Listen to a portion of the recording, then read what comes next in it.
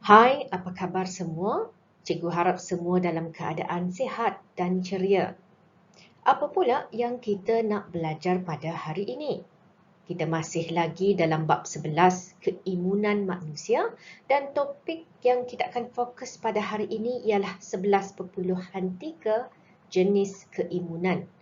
Pada akhir pembelajaran nanti, cikgu harap pelajar dapat berkomunikasi tentang jenis-jenis keimunan yang merangkumi keimunan pasif dan keimunan aktif. Dan yang kedua, dapat membanding dan membezakan antara keimunan pasif dengan keimunan aktif. Jom kita belajar sama-sama. Sebelum ini, kita sudah pun belajar tentang keimunan. Kita tahu keimunan bermaksud keupayaan badan kita untuk melawan sesuatu jangkitan penyakit. Keimunan dapat dibahagikan kepada dua, iaitu keimunan aktif dan keimunan pasif. Perkataan aktif itu sendiri bermaksud kita dengan cergasnya melakukan sesuatu. Manakala pasif pula adalah kita sekadar menunggu dan menerima sahaja sesuatu daripada orang lain.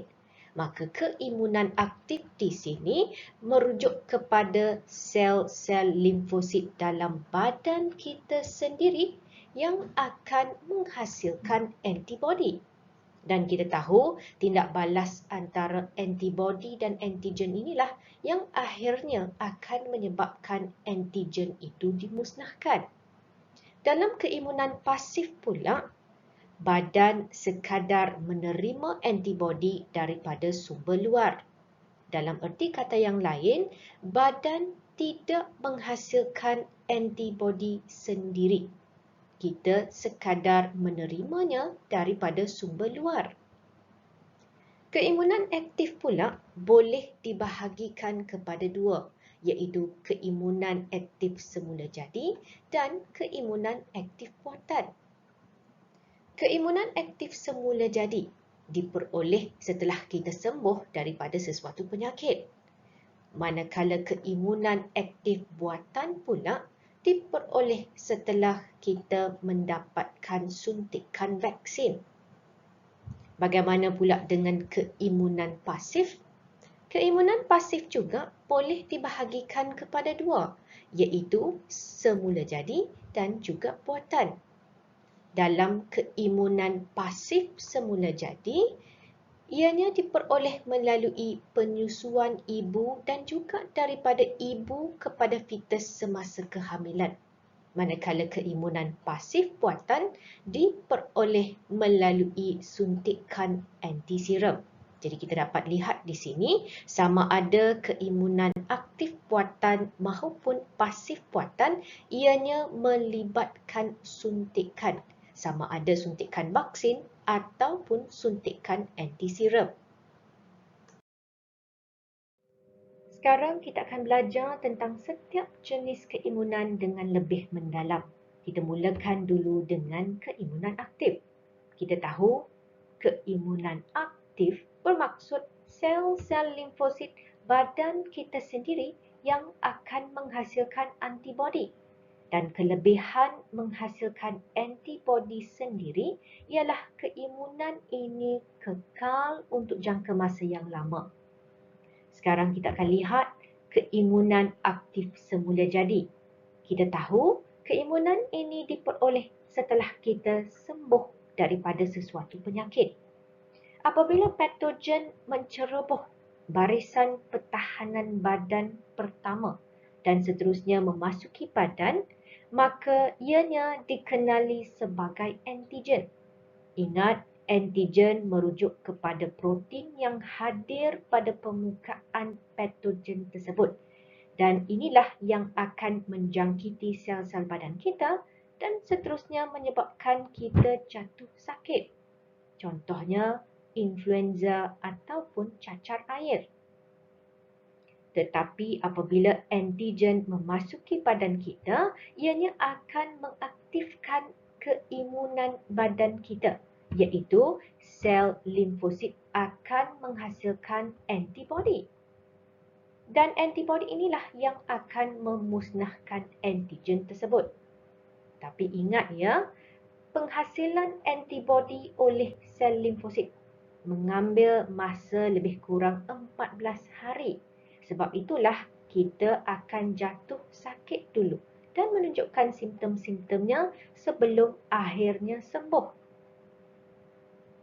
Satu kelebihan keimunan badan ialah selain daripada antibodi, akan terhasil juga sel memori. Dan sebagaimana namanya ialah sel memori, maka sel ini berupaya untuk menyimpan maklumat tentang patogen tersebut. Jadi sekiranya kita diserang sekali lagi oleh patogen yang sama, maka antibodi akan dihasilkan dengan banyak dan juga dengan lebih cepat berbanding kali pertama kita diserang oleh patogen tersebut, iaitu dalam tempoh 3 hingga 5 hari. Sebab itu, kita tidak akan jatuh sakit dan tidak akan menunjukkan simptom penyakit tersebut. Kerana antibodi yang dihasilkan dengan banyak dan segera ini boleh terus menghapuskan antigen. Maka kita telah pun mencapai keimunan terhadap penyakit tersebut. Seterusnya kita lihat pula tentang keimunan aktif buatan.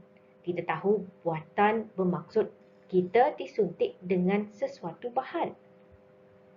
Keimunan aktif buatan melibatkan imunisasi di mana kita disuntik dengan vaksin. Dan vaksin inilah yang akan merangsang keimunan badan kita. Tapi tahukah anda apa sebenarnya yang terdapat dalam vaksin? Dan bagaimana vaksin ini boleh merangsang keimunan badan kita? Vaksin yang dihasilkan melalui kaedah tradisional. Ingat ya, walaupun sekarang sudah ada teknologi baru yang menggunakan kaedah RNA, tetapi bagi vaksin yang tradisional, ianya mengandungi ampaian patogen. Kita disuntik dengan patogen. Tapi jangan bimbang kerana patogen itu telah dilemahkan, mati atau tidak virulen.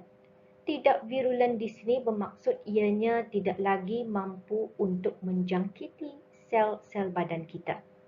Tapi apa-apa bahan yang memasuki badan kita, walaupun patogen itu sudah lemah, mati ataupun tidak virulen, ianya tetap akan mengaktifkan sistem keimunan badan. Maka sel-sel limfosit akan menghasilkan antibodi dan juga sel memori. Cikgu pasti anda tahu kadang-kadang suntikan vaksin ini tidak cukup setakat satu dos sahaja. Kita mungkin memerlukan lebih banyak suntikan, iaitu dos kedua ataupun dos ketiga. Dos kedua ataupun ketiga ini dikenali sebagai dos penggalak. Kenapa kita memerlukan dos penggalak?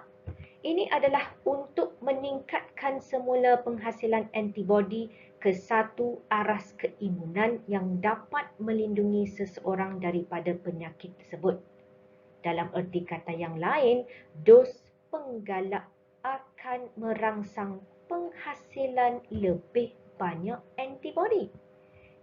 Dan kepekatan antibodi inilah yang mencukupi untuk membolehkan kita melawan patogen tertentu. Maka barulah kita mencapai keimunan terhadap penyakit tersebut. Contoh vaksin adalah vaksin Salk untuk mencegah penyakit poliomyelitis, vaksin BCG untuk mencegah penyakit TB dan juga vaksin HPV untuk mencegah kanser serviks. Pernahkah anda mendengar tentang penyakit poliomyelitis ataupun TB? Tidak? Ini menunjukkan kejayaan program imunisasi kebangsaan kita, di mana bila kita disuntik dengan vaksin, maka penyakit-penyakit ini sudah dapat dicegah. Vaksin HPV ini masih baru, di mana human papillomavirus ini boleh menyebabkan kanser serviks. Maka suntikan vaksin HPV diberikan kepada perempuan ataupun wanita. Seterusnya kita lihat pula tentang keimunan pasif. Kita tahu pasif di sini, badan tidak menghasilkan antibodi sendiri. Sebaliknya, antibodi ini diperoleh dari sumber luar. Dan kelemahannya ialah keimunan ini tidak kekal lama kerana bukan badan kita sendiri yang menghasilkan antibodi. Tetapi oleh kerana antibodi ini diperoleh secara terus dari sumber luar dan kita tidak perlu menghasilkan antibodi sendiri, maka perlindungannya adalah serta-merta. Kita lihat dulu untuk keimunan pasif semula jadi. Kita tahu ini melibatkan pemindahan antibodi daripada ibu kepada anak, iaitu semasa peringkat fetus, bayi akan menerima antibodi daripada ibunya melalui plasenta. Manakala penyusuan susu ibu juga dapat memindahkan antibodi ibu kepada anak. Dan inilah yang akan melindungi bayi untuk tempoh beberapa bulan pertama selepas kelahiran. Jadi ingat, di sini bayi tidak menghasilkan antibodinya sendiri. Sebab itulah kita panggil keimunan ini sebagai keimunan pasif. Lihat pula tentang keimunan pasif buatan. Kita tahu buatan di sini bermaksud kita akan disuntik dengan bahan tertentu. Apakah bahan yang disuntik ke dalam badan kita? Ya, antiserum ataupun serum yang sudah pun mengandungi antibodi disuntik ke dalam badan kita untuk menentang sesuatu antigen. Tetapi, dari mana datangnya antibodi ini? Antiserum yang mengandungi antibodi ini diperoleh daripada haiwan seperti kuda, arnab, kambing maupun lembu. Jadi, apabila kita menyuntik patogen ke dalam haiwan tersebut, contohnya kita memvaksin haiwan tersebut, maka sudah tentu ianya akan merangsang keimunan haiwan itu untuk menghasilkan antibodi. Jadi memandangkan kita menyuntik ampaian toksoid tetanus, iaitu toksin tetanus yang tidak berbahaya, maka terhasillah antitoksin, iaitu antitoksin merujuk kepada antibodi yang boleh menetralkan toksin tersebut.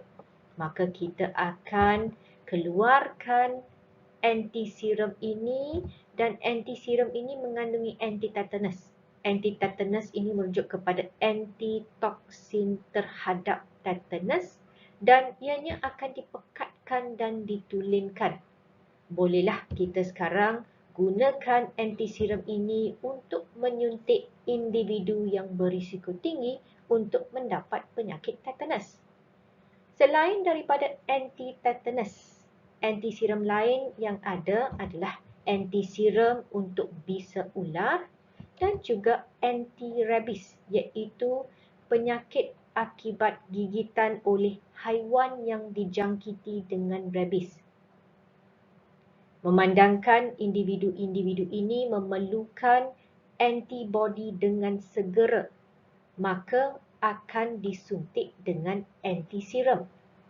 Mungkin ada yang tertanya-tanya, apa sebenarnya antiserum, serum maupun plasma darah? Jadi sebagai info tambahan, lihat ya gambar di bawah. Kita ada darah. Kita tahu darah boleh dibahagikan kepada komponen sel dan juga plasma darah. Jadi kita berminat dengan plasma darah kerana dalam plasma darah lah hadirnya antibodi.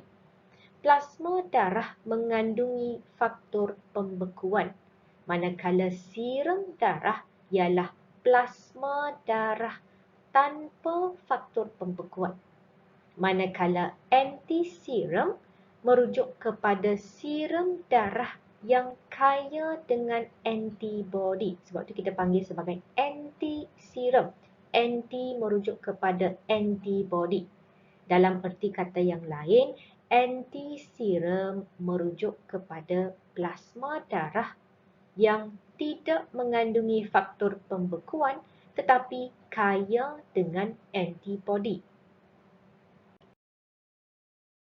Apakah perbezaan antara keimunan aktif buatan dengan keimunan pasif buatan? Kita tahu keimunan aktif buatan diperoleh melalui suntikan vaksin, manakala pasif buatan adalah melalui suntikan anti-serum. Vaksin inilah yang akan merangsang sel-sel limfosit badan kita sendiri untuk menghasilkan antibody dan juga sel memori. Anti-serum pula sudah pun mengandungi antibody spesifik, bermaksud badan tidak perlu menghasilkan antibody. Apalagi perbezaan antara kedua-dua keimunan ini? Kita tahu dalam keimunan aktif buatan kita disuntik dengan vaksin. Apa kandungan vaksin? Vaksin adalah ampaian patogen yang lemah, mati atau tidak virulen. Manakala anti-serum yang disuntik adalah serum yang mengandungi antibody yang spesifik. Kenapa perlu disuntik dengan vaksin? Ya, vaksin sebenarnya merupakan langkah pencegahan terhadap penyakit tertentu. Bermaksud vaksin disuntik sebelum kita jatuh sakit untuk elakkan diri kita daripada dijangkiti oleh penyakit itu. Manakala anti-serum adalah sebagai langkah rawatan di mana kita sudah pun jatuh sakit ataupun kita dipatuk ular. Kita tahu bisa dan toksin ular boleh menyebabkan kematian. Maka kita perlukan perlindungan serta-merta dan ianya diperoleh melalui suntikan anti-serum. Anti-serum juga akan disuntik untuk mendapatkan perlindungan serta-merta. Contohnya, kita nak keluar negara dan di negara itu terdapat penularan penyakit tertentu. Dan oleh kerana pemvaksinan ini mengambil masa yang lama untuk menghasilkan antibody, bolehlah kita suntik dengan anti-serum untuk mendapatkan perlindungan serta-merta. Vaksin tidak memberi perlindungan serta-merta. Sebagaimana yang cikgu dah terang tadi, penghasilan antibody oleh limfosit untuk mencapai aras keimunan mengambil masa lebih kurang 14 hari. Tetapi bagi anti-serum, memandangkan sudah pun ada antibody, maka ianya akan memberi perlindungan serta-merta. Tetapi ingat, walaupun vaksin tidak memberi perlindungan serta-merta, tetapi keimunan ini kekal untuk tempoh masa yang lama sebab badan kita sendiri yang menghasilkan antibody. Tetapi untuk keimunan pasif buatan yang melibatkan suntikan anti-serum, walaupun kita mendapat perlindungan serta-merta, ianya hanyalah bersifat sementara dan tidak kekal lama. Bila kita akan diberi suntikan vaksin? Vaksin adalah sebelum dijangkiti penyakit. Manakala untuk anti-serum, ianya disuntik selepas dijangkiti penyakit ataupun jika ada risiko jangkitan yang tinggi.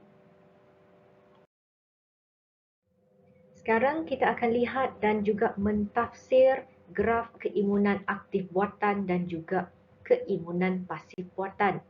Lihat dulu untuk keimunan aktif buatan.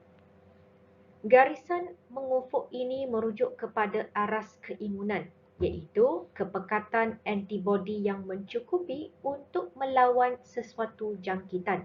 Dalam erti kata yang lain, aras antibody dalam darah yang lebih daripada aras keimunan inilah yang menjadikan kita imun terhadap penyakit tersebut. Jadi katakan kita mendapat suntikan yang pertama. Lihat apa yang jadi kepada aras antibodi. Aras antibodinya adalah lebih rendah daripada aras keimunan dan seterusnya ianya turun semula. Sebab itulah kita memerlukan dos penggalak, iaitu dos penggalak diberi untuk meningkatkan semula aras antibodi melepasi aras keimunan. Maka kita dapatkan suntikan kedua dan lihat apa yang terjadi kepada aras antibodi.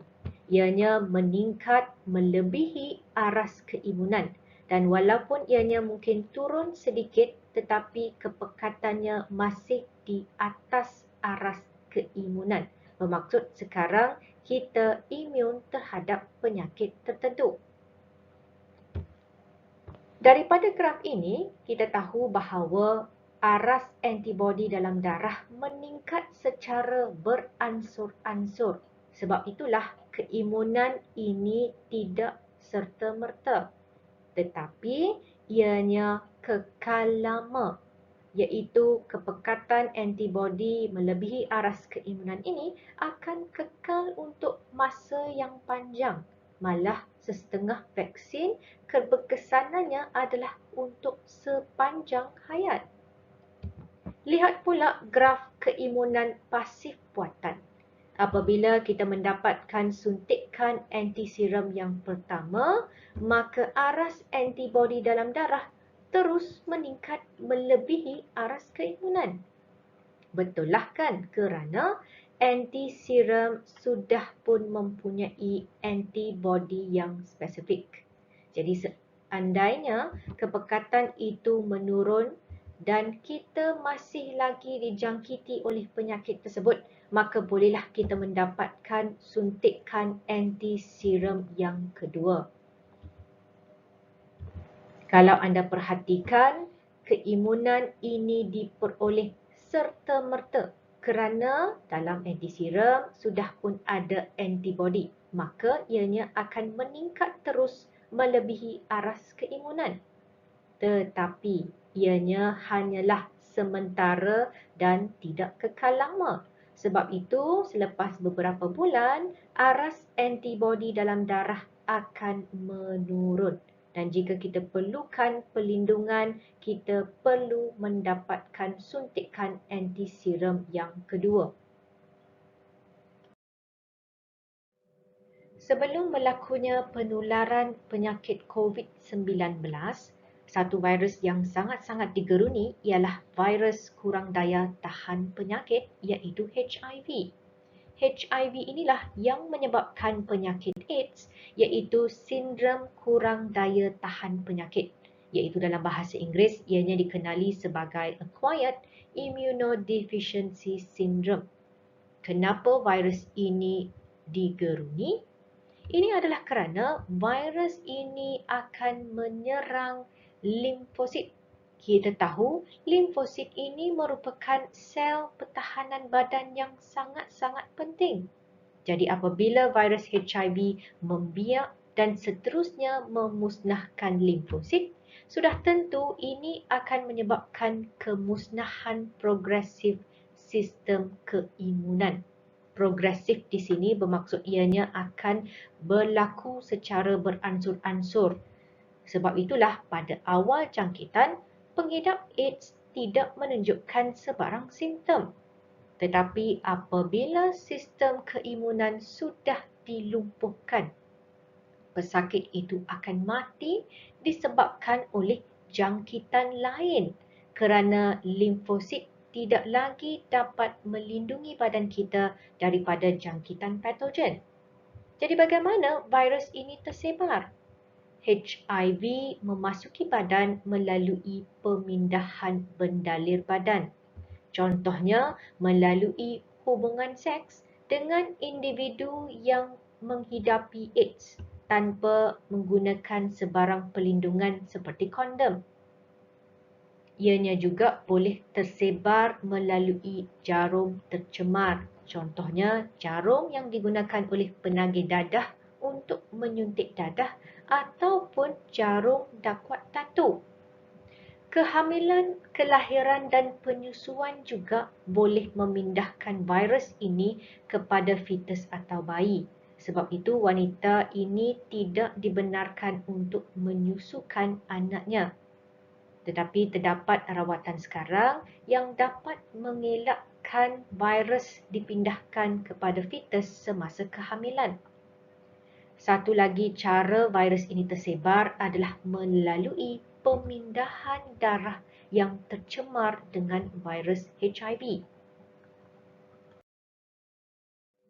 Isu kesihatan berkaitan keimunan manusia yang seterusnya ialah alahan ataupun alergi. Berapa ramai di antara kamu yang mempunyai alahan terhadap bahan tertentu? Apa yang dimaksudkan dengan alahan? Alahan ialah gerak balas keimunan terhadap bahan yang tidak berbahaya. Bermaksud keimunan badan menjadi hypersensitif terhadap bahan-bahan tertentu. Bahan-bahan yang menyebabkan alahan dikenali sebagai alergen. Apakah contoh alergen? Antaranya ialah makanan seperti makanan laut ataupun kacang, debunga, jangkitan kuman, habuk, bulu atau kulit haiwan, sesetengah ubat, hama habuk dan juga gigitan serangga. Jadi apa yang berlaku semasa kita mengalami alahan? Histamin akan dihasilkan dan inilah yang akan menyebabkan keradangan. Jadi apakah simptom keradangan bagi seseorang yang mengalami alahan? Antaranya ialah ruam, gatal, mata merah, mata berair, bersin dan juga hidung berair. Ingat ya, alahan yang teruk juga boleh membawa maut, iaitu anafilaksi. Merupakan alahan yang teruk di mana individu itu mengalami sesak nafas, denyutan nadi akan menurun, muntah-muntah dan juga tekanan darah akan menurun.